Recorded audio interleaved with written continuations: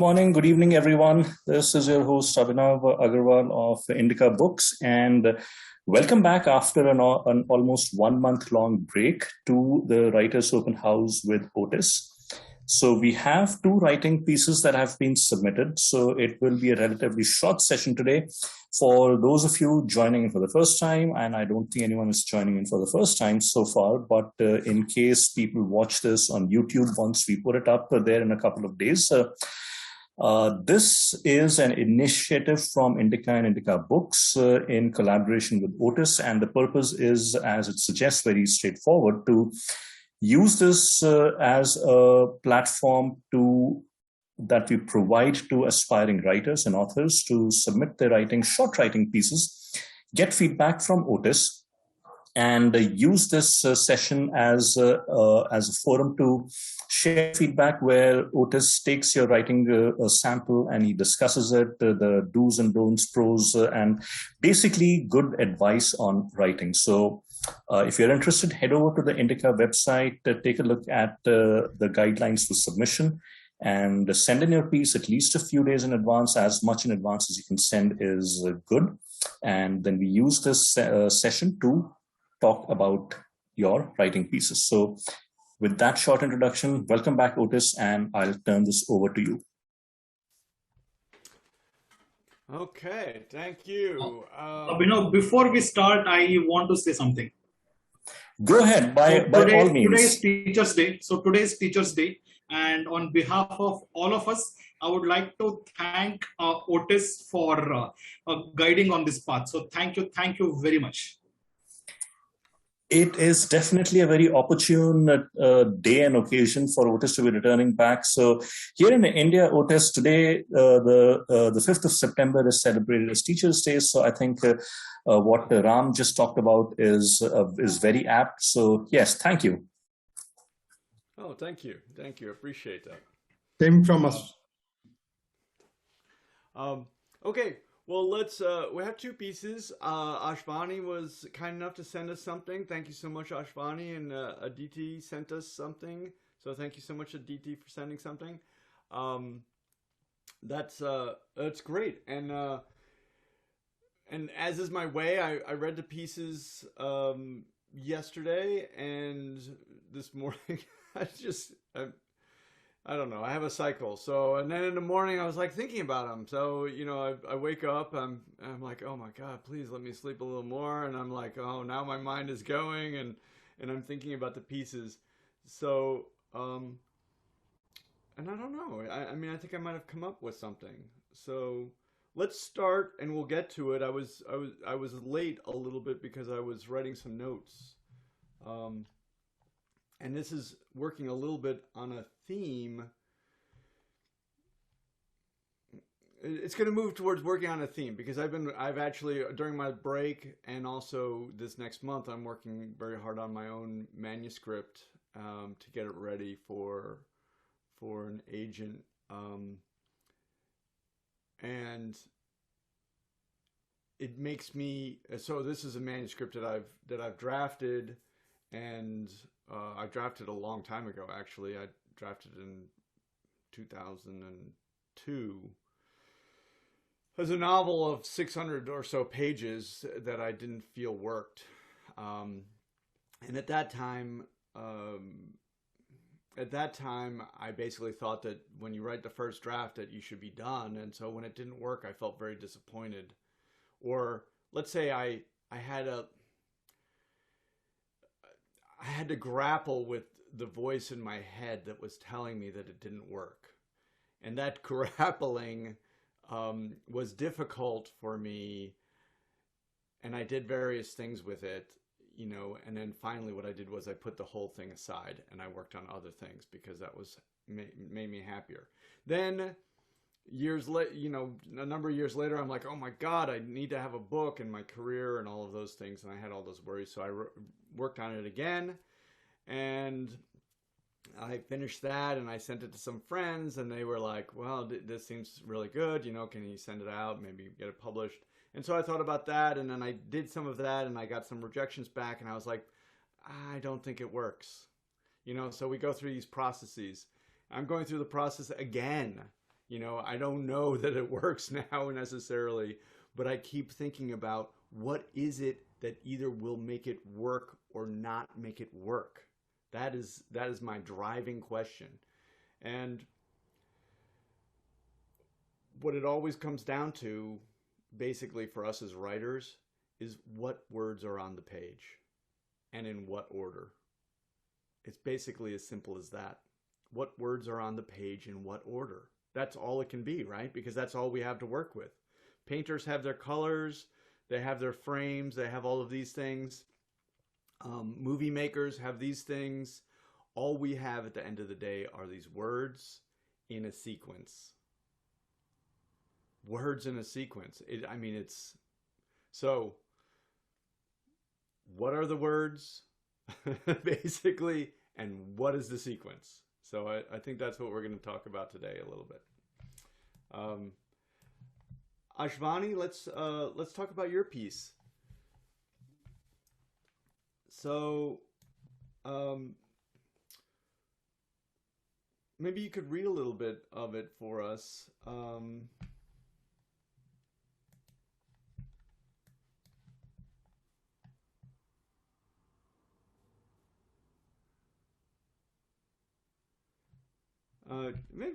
Since we have a little time, maybe could you read between those two pink highlights? We can't see your screen. Oh my goodness. Oh my goodness. I'm looking at something you're not looking at. Abhinav will have to...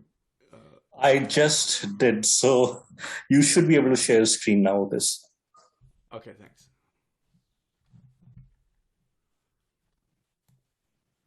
I can see it now.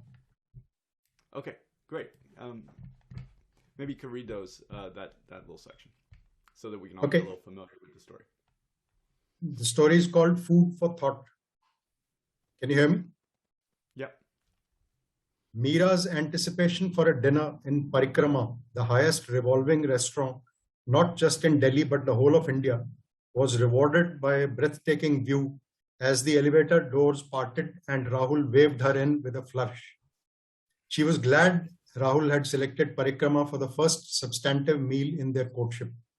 They settled down on a cozy table for two, and she was still marveling at the night view of the city when a smart waiter placed two menu cards on the table. Let us order something to start with. We have enough time to look around, Rahul interrupted her keen survey through the glass windows. Meera reached out for the menu card without much enthusiasm, her attention still wavering surreptitiously to the visual feast outside. Chicken wings? I believe you get the best chicken wings in Delhi here. Meera let go of the menu card and wrenched her hand back as if the card had turned scorchingly hot. I am a pure vegetarian, she said, her voice shrill. What? Rahul uttered loudly while his eyes narrowed and a furrow appeared on his brow. She heard him, and two external stimuli vied with the city's lights for her attention. One, Rahul was a non-vegetarian, and two, he was vexed that she was a vegetarian. A part of her coaxed her to rebel, to retort by showing her disapproval of his non-vegetarianism. I did not realize you are a meat eater.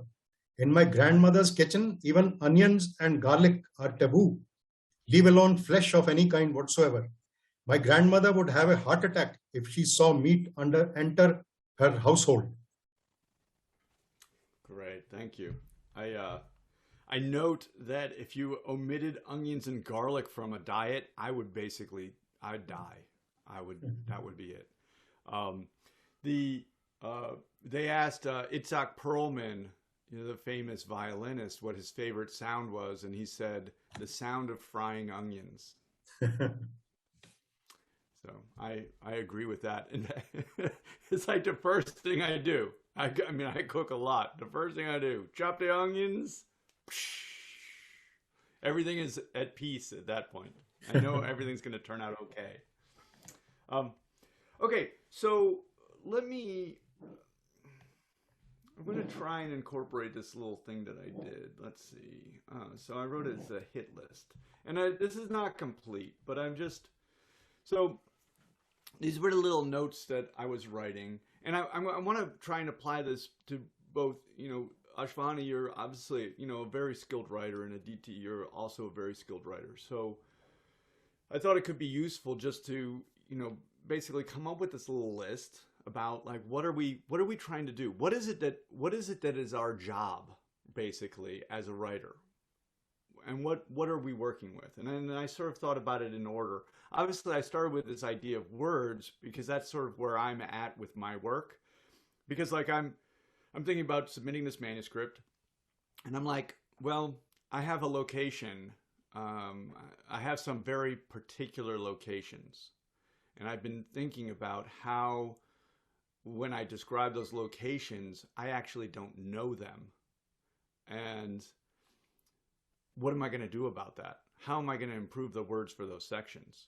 And actually, since I'm already on schedule to submit this to an agent, I'm sort of like, I might preamble that, because if I do have a book deal, I'd be able to maybe invest a little more time to do the research necessary to go to some of those places in order to do the research. And this is really true of me. I'm going to tell you the truth. I was laughed at once by the person who was leading the workshop at Stanford, Elizabeth Talon, I still remember. You know, when I said, you know, I was like, my great quest has been for words, you know, to find the words that I need to put on the page to evoke the things that I want to evoke. So anyway, I've been thinking about, you know, needing to, I really can't do it now before I do the manuscript, but that I want to go to all these places. I want to sit there and I want to collect words. I could do some of that work with books, and I do a lot of that work with books. I do work. The problem with Wikipedia and a lot of places that you look is you don't get the words you need, which are concrete words. You need concrete words. You need the words that describe the physical things that are there. Everyone wants to write about abstractions. Ideas, I do not need. I don't need ideas. I have plenty of them myself, and I don't put them on the page anyway. Right? They're the things that, you know, construct my worldview. So, did I share this? So we're dealing with words, and it's words that we have to get on the page. Words are the symbol, the bridge between author and reader. What's amazing about our work, it seems to me, is that it really is this bridge. You know, we come up with the word, but it's really what that word evokes in the mind of the reader that's important to us too. So that, understanding that little equation is really fundamental to us. Ashwani, starting with your work, we have a woman who's a vegetarian, and she goes on a date with a guy who is a non-vegetarian. So when I was thinking about like what it is that we want to do when we're a writer, I thought the first thing we want to do is, and I'm not positive about this order by any means, so I don't think that it's necessarily this order, but we want to think about whose story is it? Who's our protagonist? Who is it that we want to write about? They're the person who's going to go on a journey from A to B. We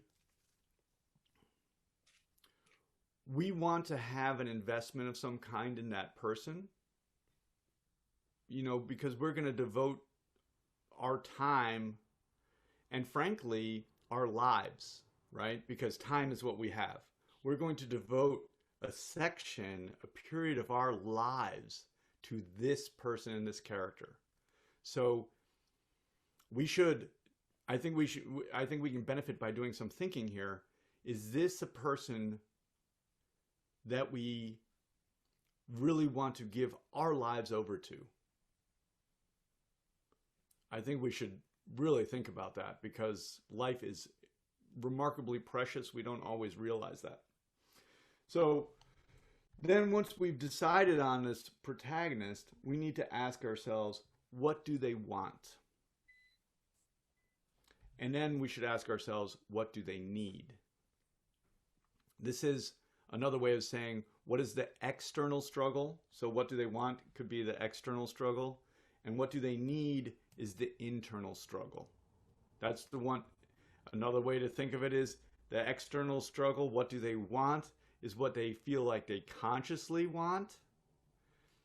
and it will likely, and in stories, for the effectiveness of stories, it's good that it's tangible, that it's a material aim.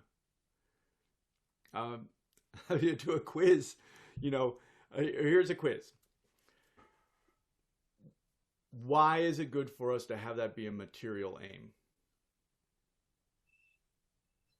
I've talked about it many times. Does anyone remember it? Like I have to remind this to myself too, because I am just like you. I find it much, much easier to not articulate what it is that they want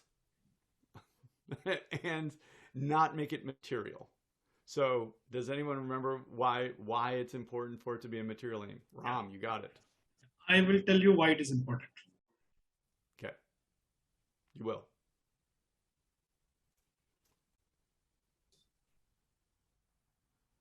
Did we lose him? Ram, are you telling us? Yeah. Oh, I get it. Thank you. Okay. Yes, he's right. He is right. Wow. Suddenly, I don't like it when the lamp is turned on towards me. This is not good. It's like, ah! I've been a good student. Yes, you have. Okay. So, as we like to say, like from the wallet story, okay, a story is not about wanting something and getting it, okay? Like when I lost my wallet, went to the restaurant and they gave it to me. A story is about wanting something and not getting it. And if it's material, then it's very clear that you're not getting it, basically. It's the thing that makes the reader wonder what's going to happen. Will they get it or not? And then, so the protagonist, what do they want? And then further, what do they need? So, Ashwani, you're probably saying, wow, I've avoided all attention here. This is the place that I think that we want to talk about your story. So, what does your protagonist want?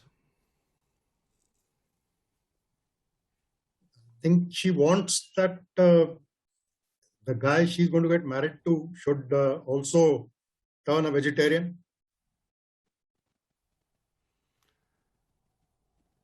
Or if not, at least respect her vegetarianism. Okay. Well, that is going to raise the stakes on your story immediately. So if you make her want to have the person that she's going to marry become a vegetarian, then that will definitely change the construction of your story. What's happening in the story now is that she simply goes there and she wants to be vegetarian, right? And she doesn't really do anything to him. I don't see her acting in order to make that happen. So she wants to kind of convert him. Okay, what does she need?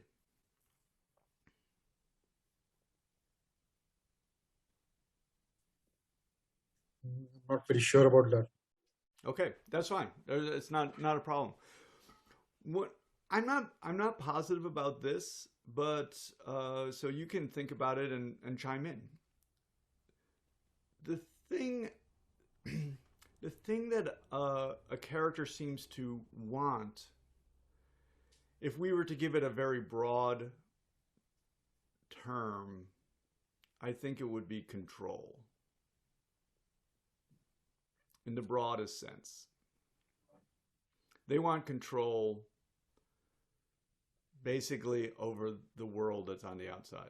They're a protagonist, right? We've talked about the rest of the world is the antagonistic force.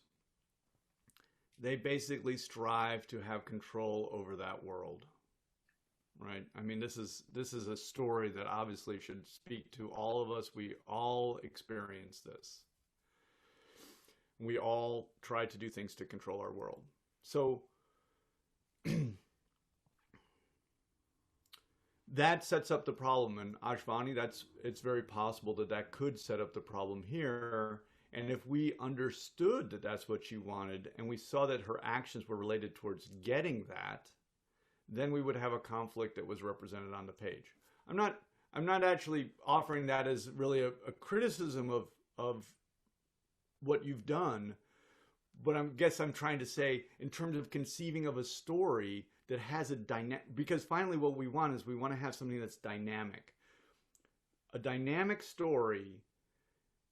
I mean, some of these things, it can kind of drive me a little bit crazy because we know these things so well. We're manipulated by stories all the time, but essentially what we do in stories is we frame a conflict, right? So we have a frame, which is our focus, and we frame a conflict by choosing a protagonist who wants something and is trying to get it, trying to control that exterior world in a sense, and we have the antagonistic force on the other side. This is our basic palette. It is the thing that storytellers, and I mean all of them, including politicians and newspaper people and everyone who tells a story, basically does the same thing, because human beings never tire of having their attention focused on a conflict.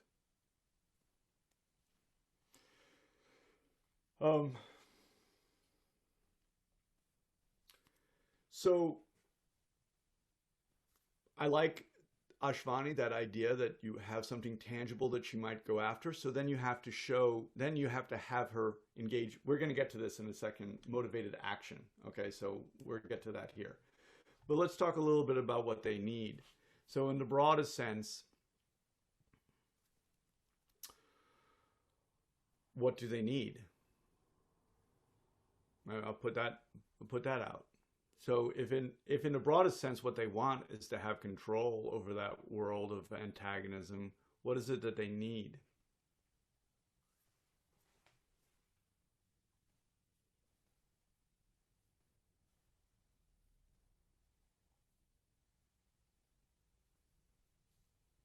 I haven't given it a thought, and I can't think of anything right now also. Well, so I've brought this up a little bit before, and it seems to me that there's two ways a story can go. Either we basically frame this conflict between a protagonist and antagonist, and then we show the struggle for some duration of time, right? So the framing is the beginning of the story. The middle is the duration of struggle, and the ending, it seems to me, can be one of two ways. Either the protagonist wins and the antagonist loses, or the protagonist loses and the antagonist wins. Okay, so maybe there's three ways. But that's either one of them triumph over the other. The other kind of story is there's a merger of the two forces. So I've said before that it seems to me, and I'm just applying sort of logic, I guess, that if one of the sides triumphs over the other, then that means that in the beginning, that side was already stronger than the other side. It was just a question of finding out when. When was it going to happen? It was already basically inevitable. If that was inevitable, that they would win over the other, then I, as a reader, as I'm reading along, am never really truly wondering what's going to happen. You know, I mean, I might go along with it because I want to see it. As I joke sometimes, I would, you know, an unequal struggle is like Dick Cheney fighting Mike Tyson, you know, but I would still pay to see that. So that's a joke. Anyway, but so we might still be interested in watching an unequal struggle because the side that we are on perhaps ends up winning, right? We're basically a fan. We're a fan of the protagonist, or we're a fan of the antagonistic force, and they end up winning, and that makes us feel good because they're on our side. So we actually feel empowered by that cycle. I don't think that's how we should tell a story. So I'll just say, like, I'm I'm philosophically, um, I don't know. What would you say? You know, whatever my experience, tells me that that's wrong, because what happens when we do that is that the writer who has constructed this frame is basically, well, I mean, I've described it as being a propagandist, right? They're a propagandist. I'm not choosing what side it is, but they're basically reconfirming for the reader what the reader already thinks. They're not challenging the reader really with something that's new. They're giving them something that's old. At the end of the day, when we get to the end and one side is triumphs over the other, if I agree with that, if I'm a fan of that side, I'm like, great. But if I'm not, I'm like, I feel completely dissatisfied.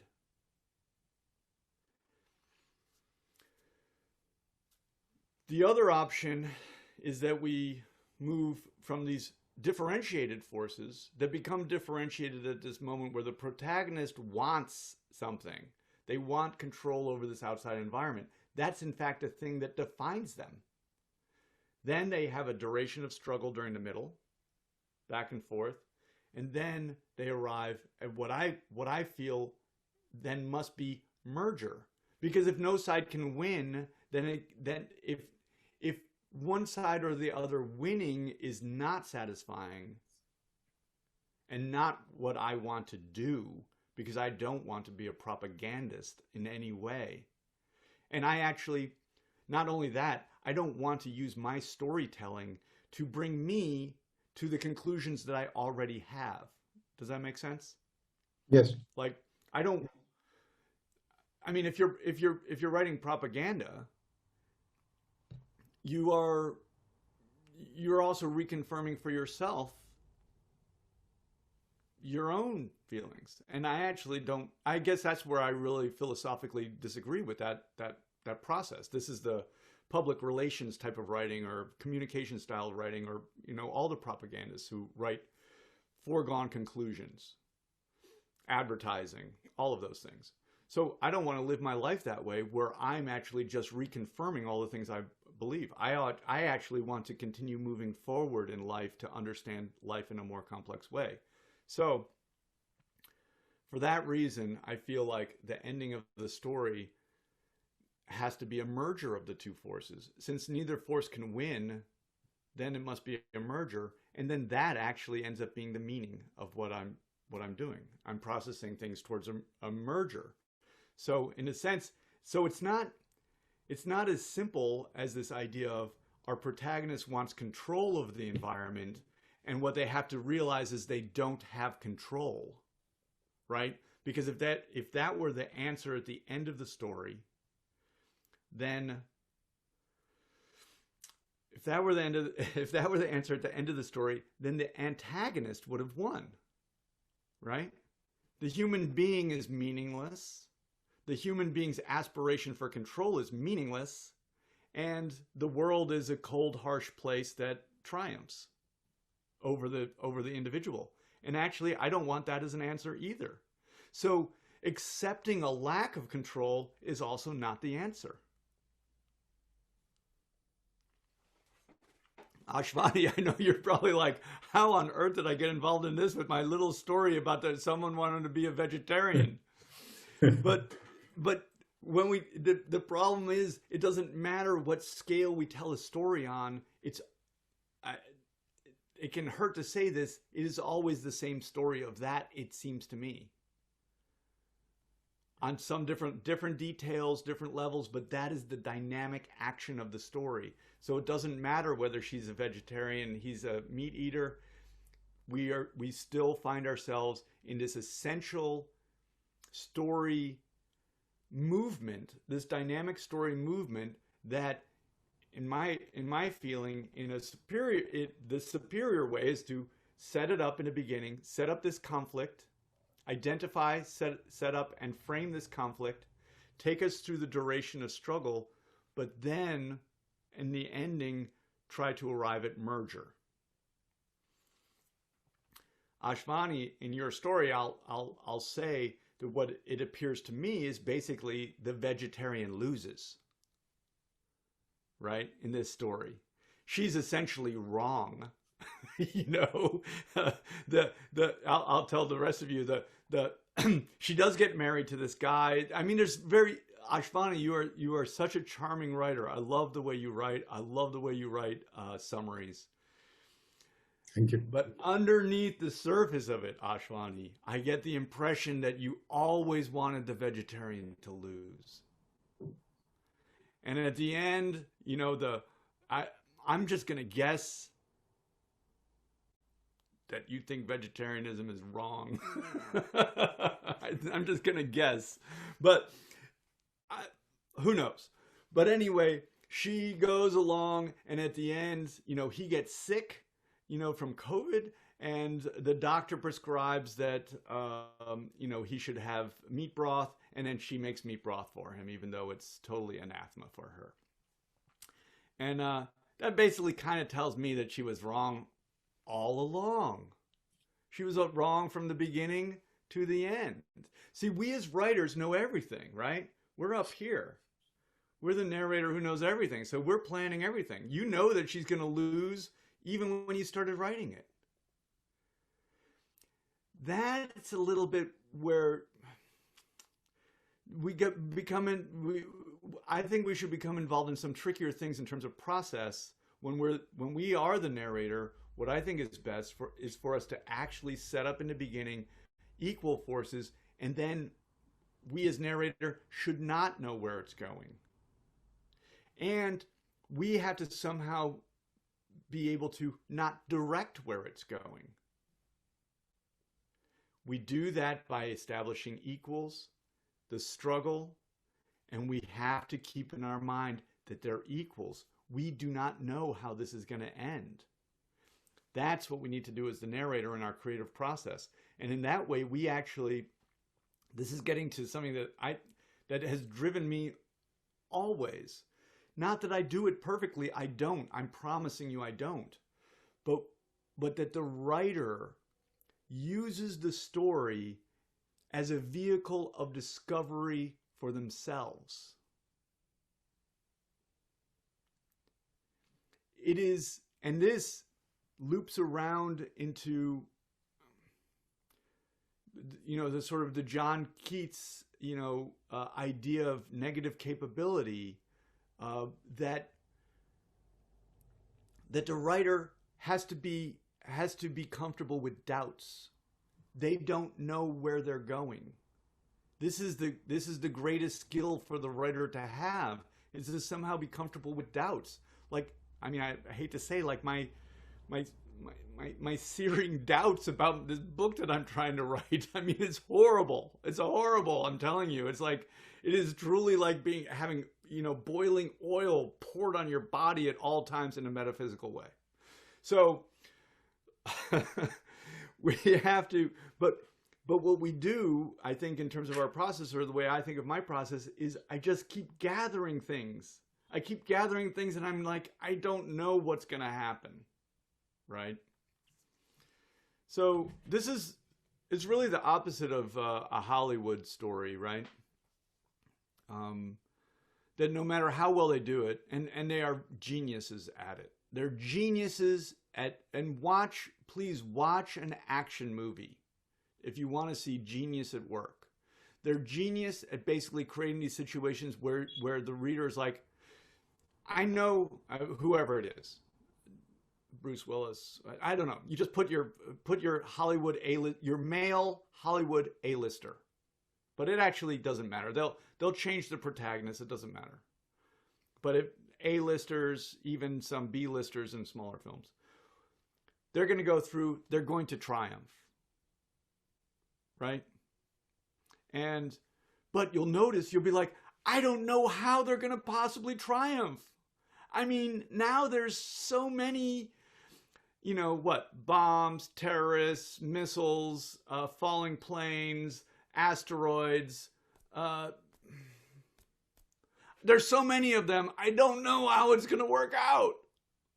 But it does. They knew it was going to work out at the end.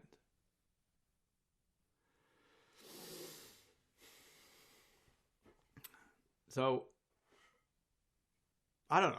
We can write that if we want to. But I'm hoping for this other thing. So anyway, Ashwani, coming back to this, I think that this is fundamentally the difficulty here in this work of yours, is that we don't really have her motivated. So let's continue a little bit. So we want to think about the protagonist. What do they want? And it's nice to have it be tangible, but we might understand amongst ourselves that it's some kind of control over their life and it's control over the world, right? Whether it's money, fame, what is fame but controlling how people think about you, right? I have fame, therefore, look, I've written my book, and the world is just, inundating me with, praise and love and esteem, right? Or I have money and I can make everyone in the world do exactly what I want them to do. No one will do what I don't want them to do. All these things are these control aspects. And what do they need is, the way I think of it, is they need this merger. They don't need to lose. They don't need to win. Both of those are things that they actually don't need. They don't help them progress on their path. So they need that merger. So let's, once we know what they want, then we want to figure out what the action is. So this is the thing I want to say. So like when we're coming down and we're thinking about our story, the first thing I think we want to do is think about the protagonist. And the next thing is we want to think about the action. What's the action of the story going to be? So as we've already said, what are they trying to achieve, physical and tangible? So if she wants her husband to be a vegetarian, what might she do?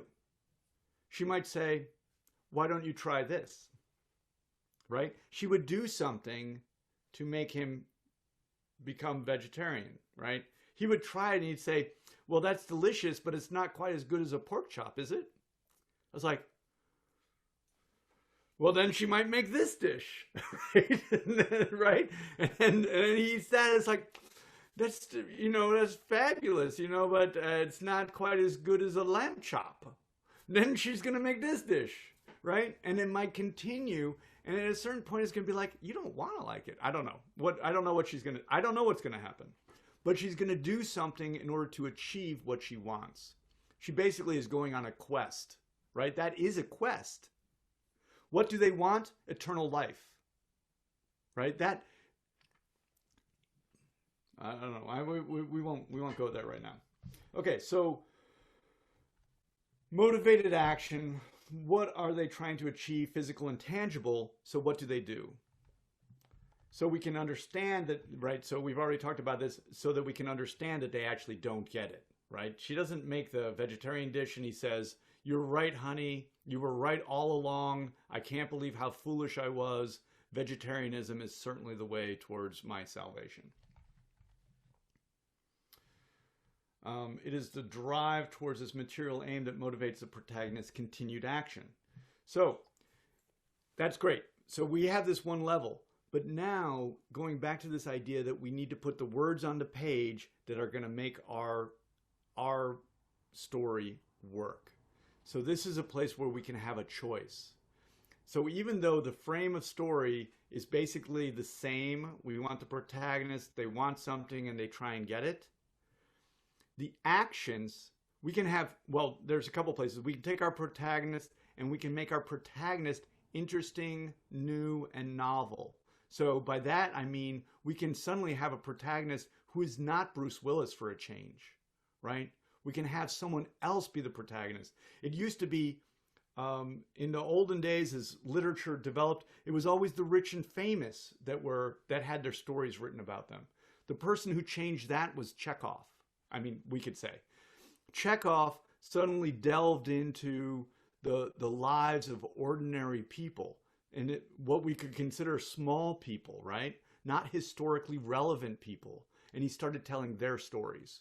And that's why Chekhov is, in many ways the originator of the modern short story, from that period where he turned away from writing about the kings and the queens and all of that and started writing about ordinary people and showing that ordinary people had stories too, which was a way to say that ordinary people had struggles of significance for themselves. And then that was a way of saying that ordinary people were human beings like kings and queens and everyone else. That actually that's the thing that is universal amongst us. So having an interesting protagonist is helpful, obviously. Having a protagonist, and we'll take Ezra Pound's Make It New. So if the story is kind of a constant thing, we can say, what are some of the ways that we can make it new? Well, we can focus that story, frame that story around someone we have not seen before. That is interesting for the reader. I'm going to say that it's more interesting for the reader to have a story about someone new, I hope, rather than to have the story be about characters they've seen so many times before. And again, I'm going to go back to when we see characters that we've seen so many times before, I might underscore that we're probably in the realm of propaganda again. Right? That is part of the propaganda. That's like the meta propaganda. The meta propaganda is that we see these characters all the time and then they end up being successful. Right? That's the two points of propaganda basically are those two effects. This protagonist is the person who's framed in struggle and we focus on they have a duration of struggle and they triumph at the end. The two tiers. So, thinking about the action then, because we want to write a story that's successful, thinking about the action is having these actions be interesting and revealing of character beyond talking improves the work. Example, climbing Everest, Krakauer, right? Actions that are new for the reader, interest the reader more. So, same idea, the protagonist can be new and the actions, if we can, they can be new. We're making choices about that. This is just what I think. I like to do pre-planning because writing is a fairly time-consuming activity. If I do a little pre-planning and have some things that guide me, that might help.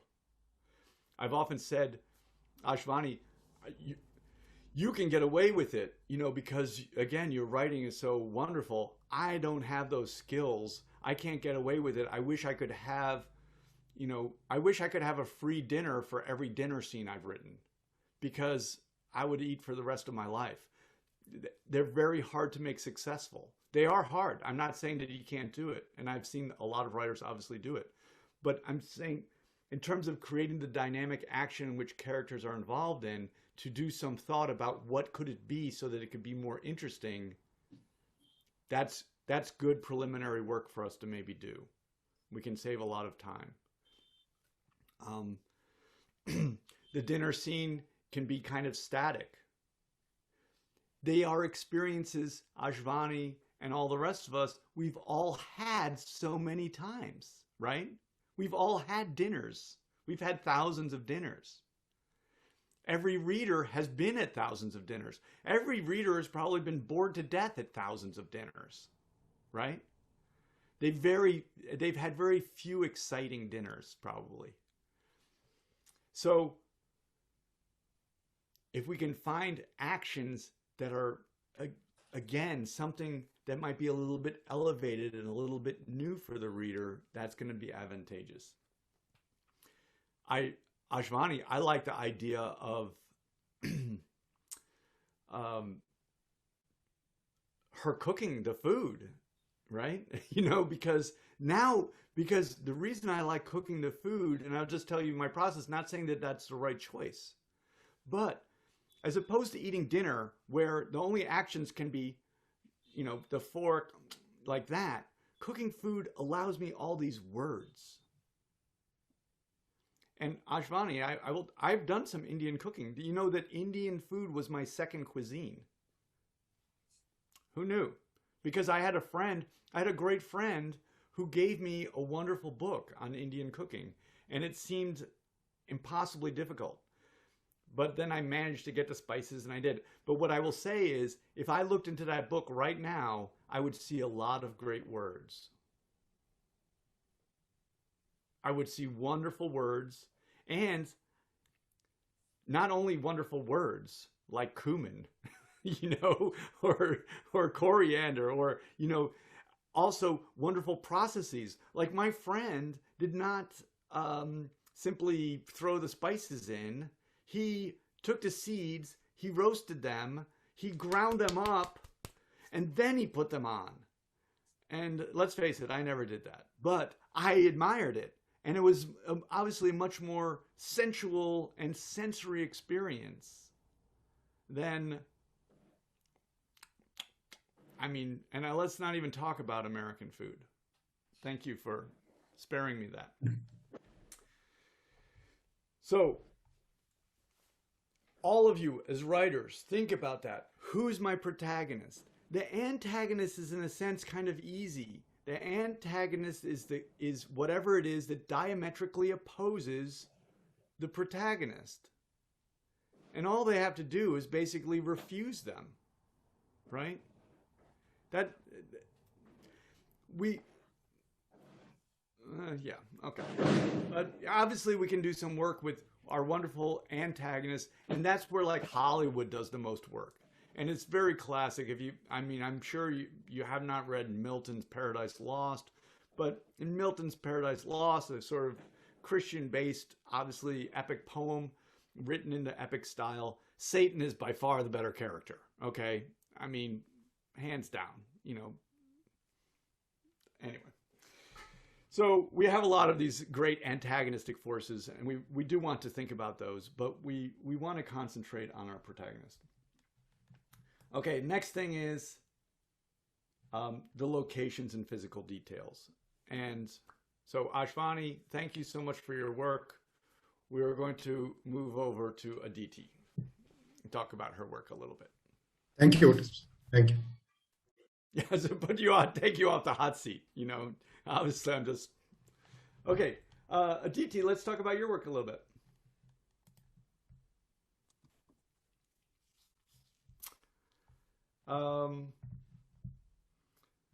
So this work really, you know, is making me think. You know, I really enjoyed it. Let's have you read a little bit to get... Sorry, there's some parts here that are so funny.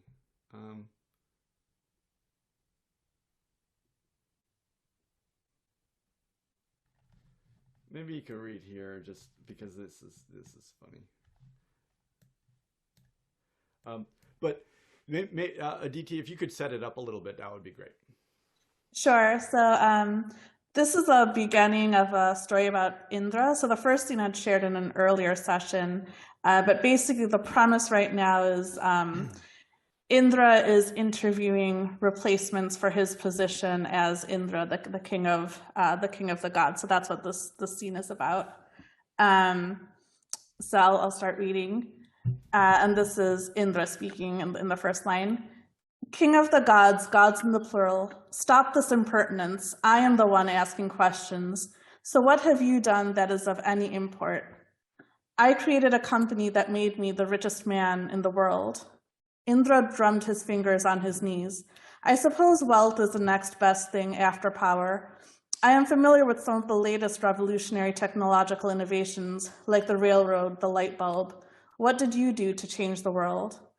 The man pulled up the loops of his jeans, which were already straining over his belly, and threw an inquisitive look at Varuna. Varuna fluttered his shoulders in a shrug. The noose fell off his shoulder, and he straightened it. Time moves more slowly in Devaloka, the world of the Devas, than it does in the mortal realms, he offered by way of explanation.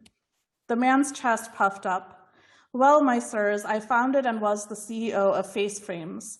With our digital frames, you could add bunny ears, cat whiskers, and the like to your selfie with just a touch of a button, and then when someone taps on your photo, it'll make animal noises too. It's a real hoot. Indra flung his goblet at Varuna. This is what you bring me? Varuna did not bother ducking from the goblet, and the purple wine stained his silver, watery robes. Again that fluttering shrug. Slim pickings. Indra grunted and flicked his eyes towards the man again. Have you any experience in fighting wars? The man's freckled face paled below his thin fringe of faded red hair. Well, I did fight off some activist investors. You killed them? No, but I won in a proxy war. What's a proxy war? Mercenaries fought for you? No, we fought over shareholder votes and I won the election. Their proposed board resolutions were rejected. It was a great victory for the company. Okay. I have to admit, I was laughing. I was truly laughing out loud at some of these, and I think it's, so, I mean, I have some questions about, I'm going to have some questions about the character of Indra, because Indra is the protagonist and we're going to have to answer those questions and we're going to have to think about those. And I think it might be difficult to do when we're thinking about a character that's really, once we start writing, it's a character based on, right? So it's a character based on Indra, right? It's not in fact Indra. It's obviously our character that we're writing. But and Indra, the way, and I did mention to you, Aditi, that like I wondered about the way Indra is characterized. I mean, just so stern, I mean, and so, like, what are you going to do with this very stern God, who says things like you killed them? But on the other hand, when we get to this scene where because we have that character established and he's like, you killed them. No, I won in a proxy war. I laughed out loud. I mean, that was just funny. The conflict between sort of like this idea of, I don't know, war and megadeath, and it's a proxy war. The activist investors. I mean, I even had to sort of wrap my mind around that. At first, I thought I just read activists, and I was like, oh my god, tear gas. I got the police to tear gas the activists. But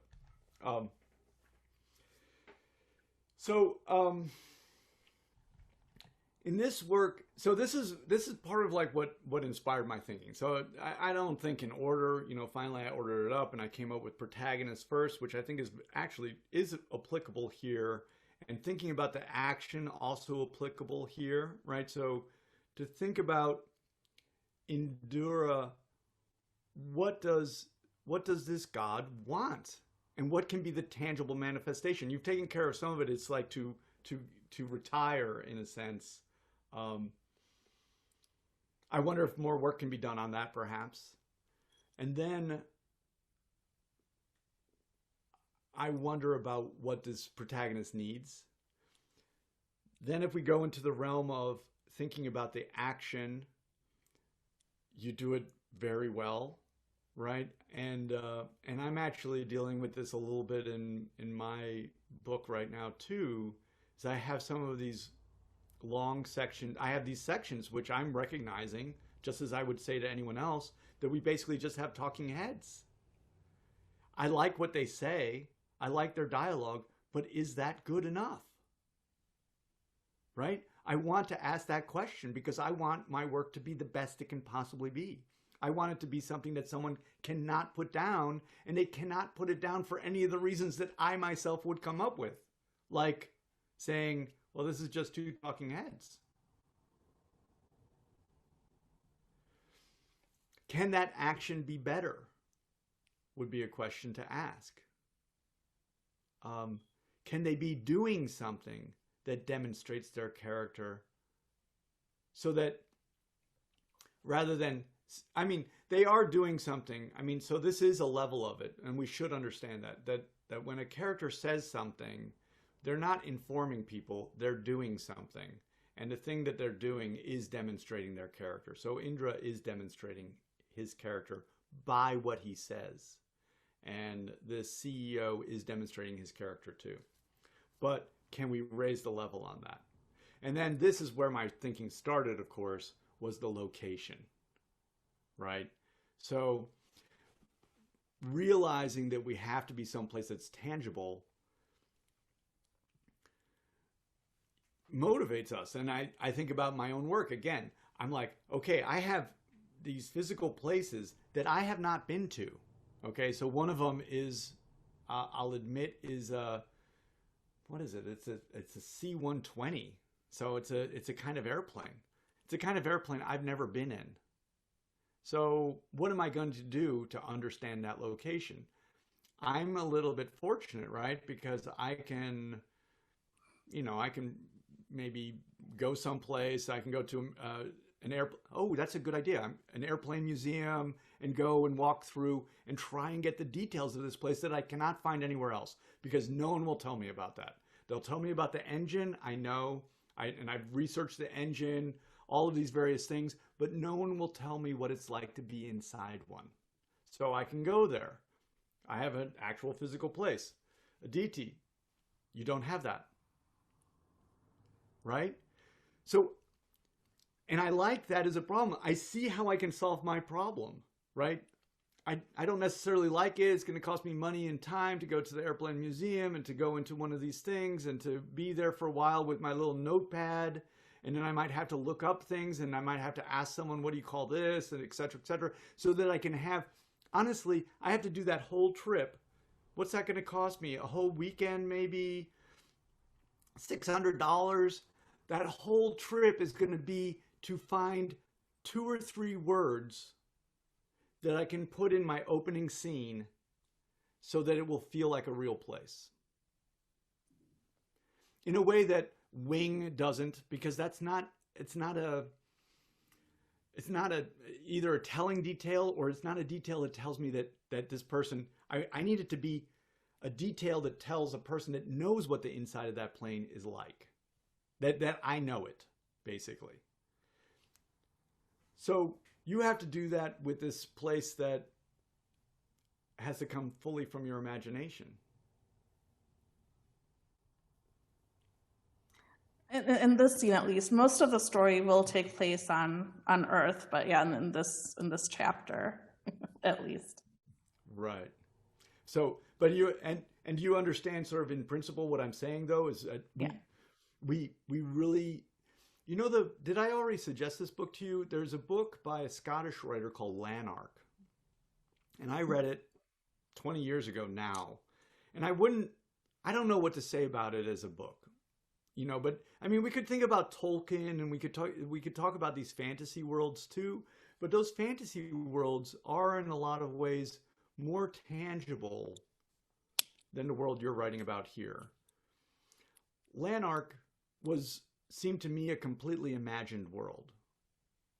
I don't know. I mean, that's the task, to figure out how you're going to imagine it and come up with the words and put them on the page so that the reader can feel like they're actually there.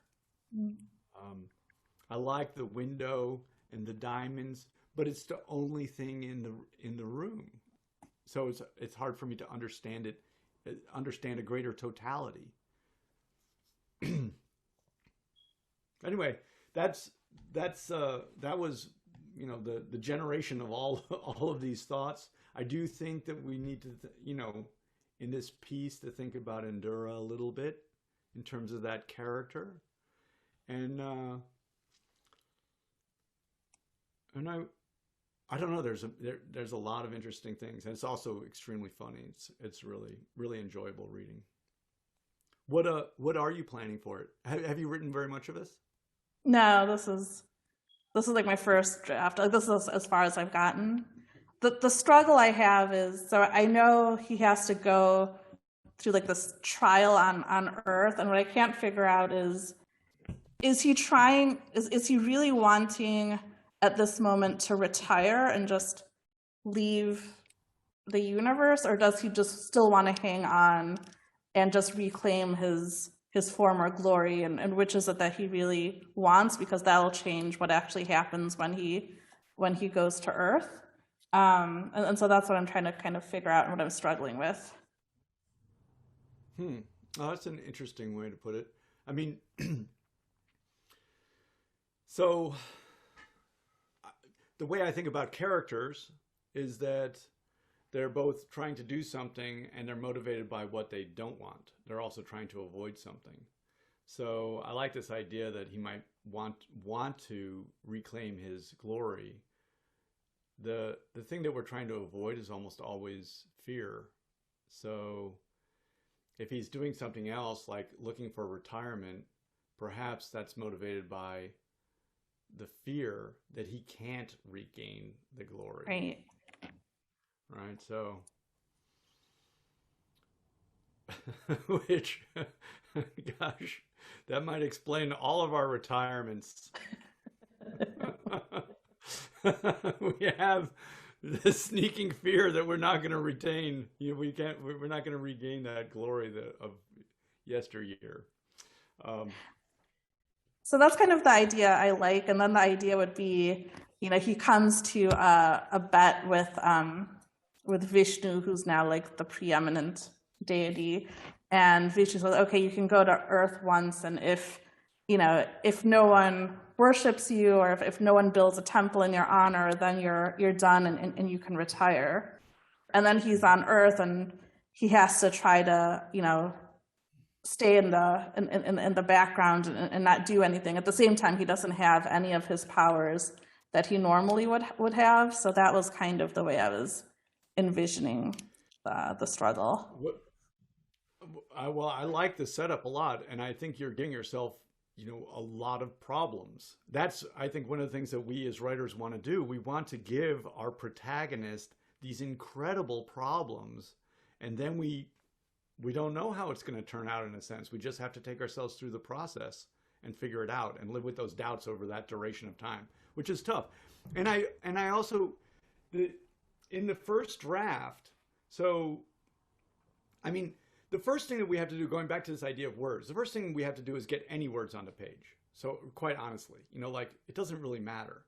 Then we want to come in, like this little list that I'm making, my little hit list, then we want to start thinking about these issues. We want to start formulating them. We want, Ashwani, in your piece, it's like you got the words on the page, you set something out, you began something, you have the beginning and the ending in terms of the words in sequence. And now it's a question of modifying those words to make them even richer. So, what was I thinking just a second ago? In this piece, let me go back to it.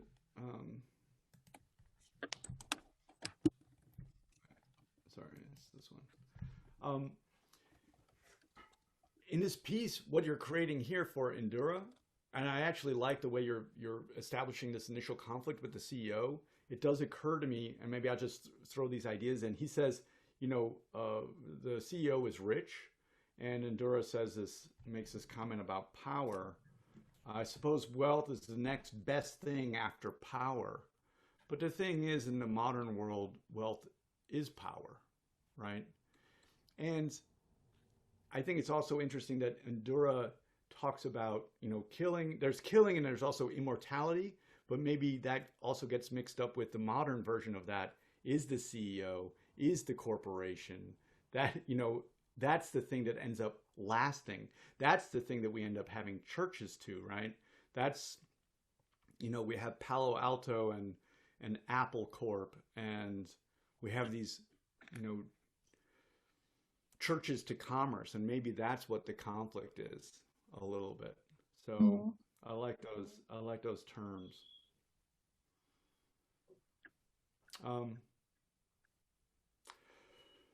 Okay. Any questions about anything? Anyone want to throw out any comments?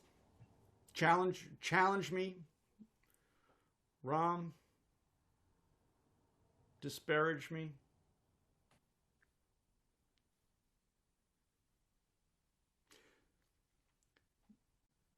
The first thing is to get through somehow, right? So really, I want to go back to, this conversation about, the words and the sequence. Go back to get the words on the page no matter what, then come back to it and think about enhancing these various things.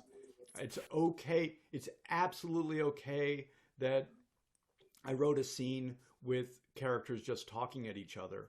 And then I want to apply basically my knowledge to say, okay, that's fine, but I have to challenge myself. Though I love it so much, and I think they're so clever. This is, it lacks something because there's no physical action taking place during this scene. I don't like that I have to come back and say that. I want to be done with that scene. I just, I wrote it yesterday. I think it's amazing.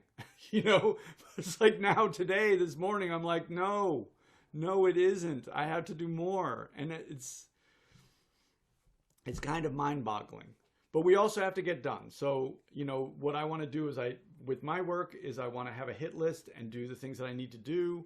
I am making a mark for myself to send it out at the end of the month.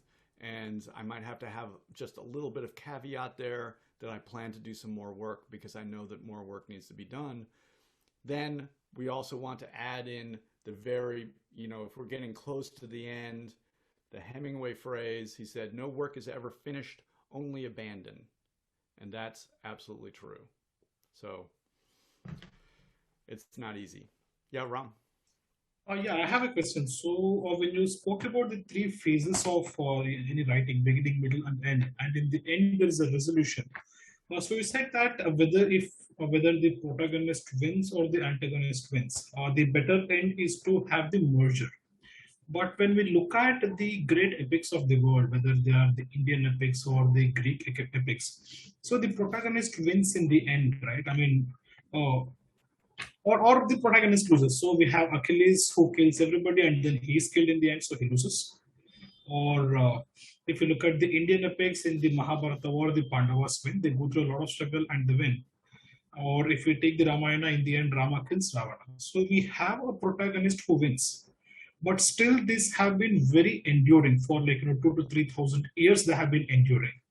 So I was trying to understand how is that. Well,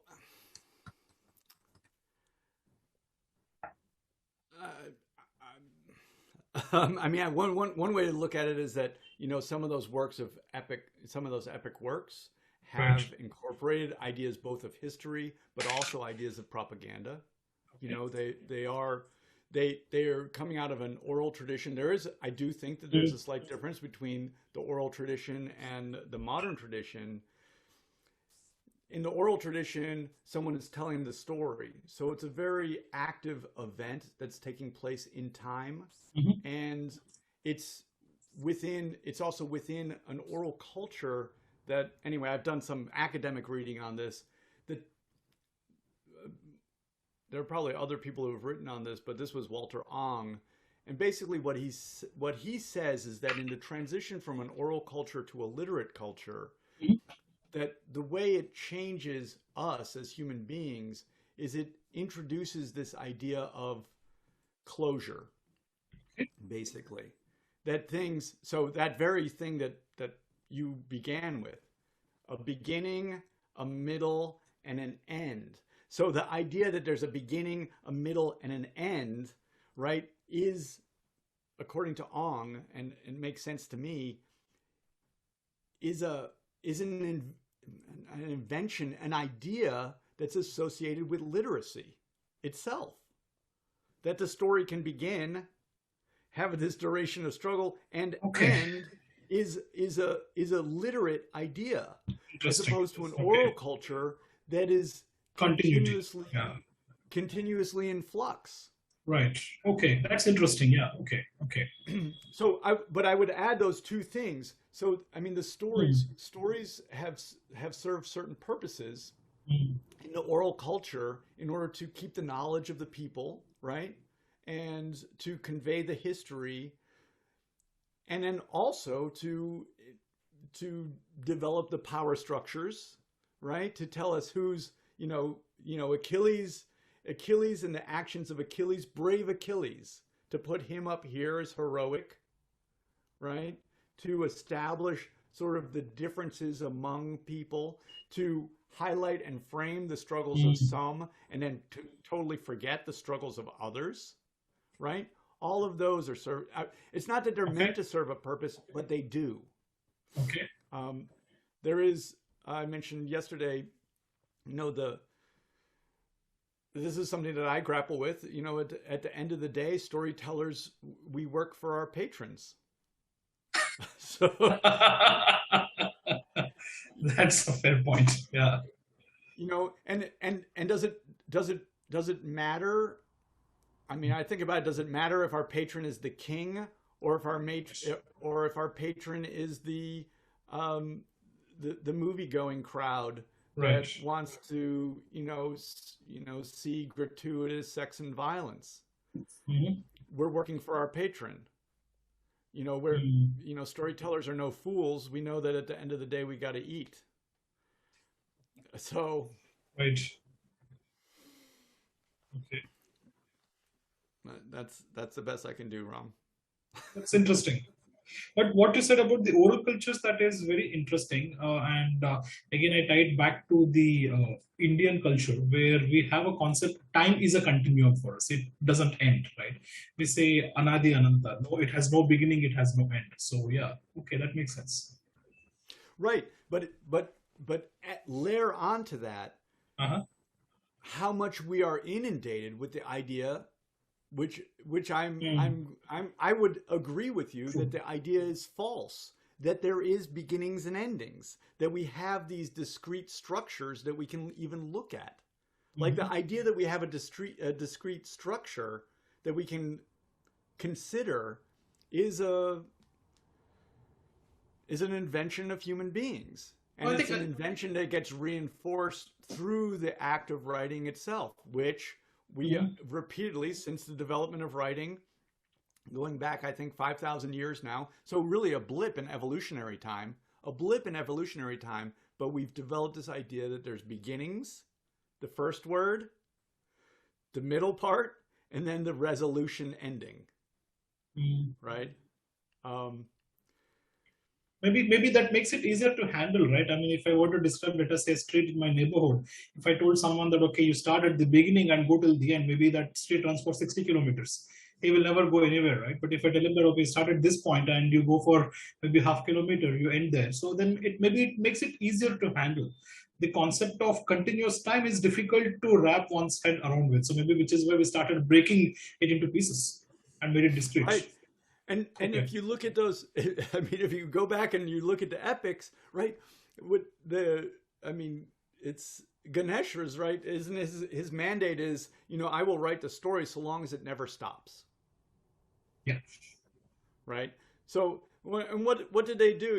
I mean, I'm more familiar with the Odyssey, or the Iliad. The Iliad. I mean, what's heroic about Achilles going and slaughtering poor Hector? I have no idea. But anyway, Yeah, I mean, he just kills him. I mean, he's so much more powerful than him. Hector starts to run away. I mean, Hector goes out there. The hero of that story is Hector, if you ask me. I mean, he's a guy, he's like, I have to defend Troy against Achilles, and I have no chance. Yeah. I'm interested in his story, if you ask me. But anyway, you can see by the length of these works that, let's imagine how happy would we all be if we could be in the fire and there would be food and it would be the storyteller, and maybe there would be a few of them, right? It was like, well, that's not the way I remember it. They would start talking. I mean, that was a little bit like my MFA program. I just was with these wonderful storytellers. And they told stories for the whole weekend. They must have told the stories until they were exhausted, Ram. Yeah. Right? I mean, they must have told the stories until the storyteller lost their voice. There was no ending. Which is why in all these ancient tales we have the frame structure, right? So whether you look at the Canterbury tales or any, you have the frame structure. So you have an outer frame, and then like this Russian toys, it's like layered one on top of the other. Right. So those ideas it was a very interesting book, and I actually ordered it again, of course, because I gave it away. I always don't. My real advice about life is don't give away the books you like. Give away the books you don't like.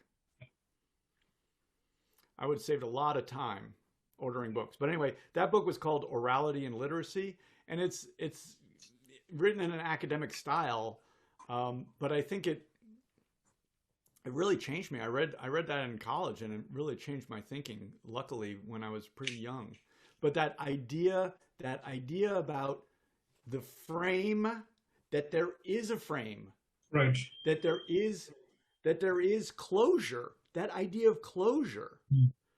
I mean, to read Ong, it can make me think that this sort of the development of writing, from these periods, also sort of corresponds with this sort of feeling of closure about oneself, and in that I mean a conscious understanding of mortality. Suddenly, that's becoming emphasized, right? Repeatedly, there are endings.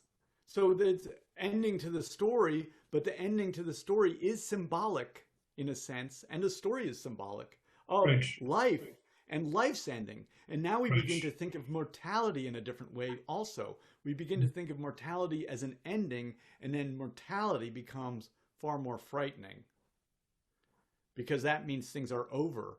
And it's now over in a way that we did not think about things being over before. I think that's very powerful thought, very powerful thought. Yeah, interesting. Thank you for that. All right. Well, thank you all, Ashwani, Aditi. Thank you for submitting some work, and hopefully we can we'll have a few more pieces next week, and I look forward. I really enjoyed it. Absolutely. I hope we get more pieces next week. I've been saying I'll send one, but evidently, means a little more effort than just saying I will. We'll put this up on YouTube in a couple of days, and I'll share the link out. And thank you, Otis. Welcome back. And thank you all for joining in, and have a good night and good rest of your day. Thank you. Thank you very much. Yeah.